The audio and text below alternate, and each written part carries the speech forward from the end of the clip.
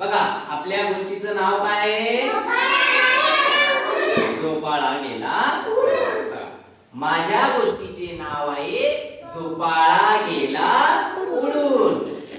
एका तळ्यात दोन बेडूक राहत होते.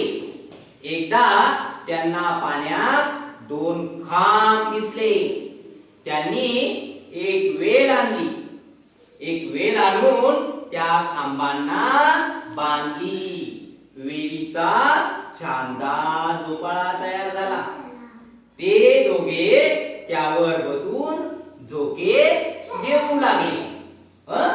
आणि मग ते झोके घेत असताना काय गंमत झाली. अचानक झोपाळा उडू लागला. मग ते दोन खांब